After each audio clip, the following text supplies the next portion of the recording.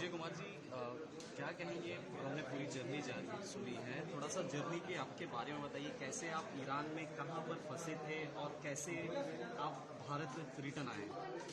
Sir, first of all I would like thank you all the media houses including ANI कि आप लोगों ने इस मैटर को हाईलाइट किया और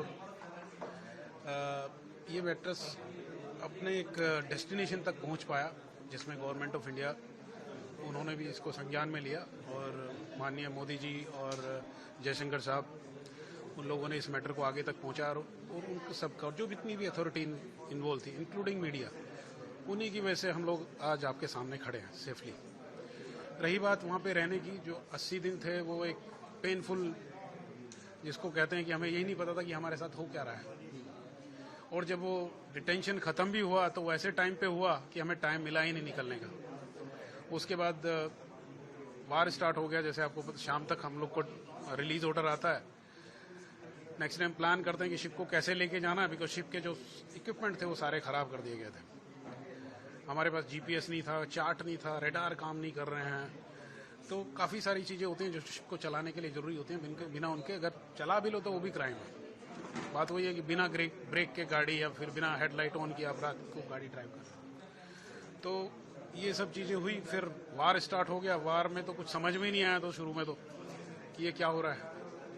फिर अटैक होते गए, कुछ देर के बाद समझ में आया भाई ऊपर से कुछ गिर रहा है। VHF पे जो चल रहा है, VHF आप जानते हो, यहाँ पर देखिए, तो आवाज़ सुनी कि US ने अटैक कर दिया है, कोई बोल रहा है इजराइल ने अटैक कर दिया। तब समझ में आया तो एक मतलब अटैक हुआ है इस कंट्री पे। अब वहाँ से निकले कैसे, वहाँ से निकलें कैसे, तो यही समझ में नहीं आता। तो उसके बाद में किसको कांटेक्ट करें। फाइनली मैंने एम्बेसडर साहब को, इंडियन एम्बेसी इन तेहरान, उनको कांटेक्ट किया। हमने पूछा कि सर हम लोग 5 लोग हैं, हम लोग यहाँ पे फंसे हुए हैं और हमारे पास कुछ ऐसा नहीं है, बिकॉज हमारे शिप में बहुत सारी प्रॉब्लम है।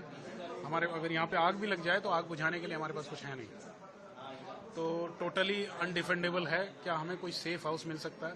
उन्होंने बोला there is no safe house available. हाँ, इतना कर सकते हैं कि आपको वहाँ से इवैक्यूएट किया जा सकता है। मैं बोला सर तो वही कर दीजिए आप। इनफैक्ट पहले तो समझ में भी नहीं आया कि हम लैंड पे सेफ हों, बिकॉज हम देख रहे हैं लैंड पे भी गिर रही हैं मिसाइलें। तो we took little time for this कि यहाँ सेफ है कि वहाँ सेफ है। लेकिन जब सेकंड डे उन लोगों ने इतना अटैक कर दिया कि जैसे वो पर्ल हार्बर मूवी है, बिल्कुल वैसा, ये शिप पे भी गिर रहा है, ये शिप पे भी गिर रहा है, लग रहा है कि अभी हमारा नंबर भी आ जाएगा। तो तब डरने लगेगा कि सर अब तो निकालो यहाँ से। तो उन्होंने बोला कि we have to do some formalities with the Iranian authorities, और हम देखते हैं। फिर उनको बोट भी नहीं मिल रही थी।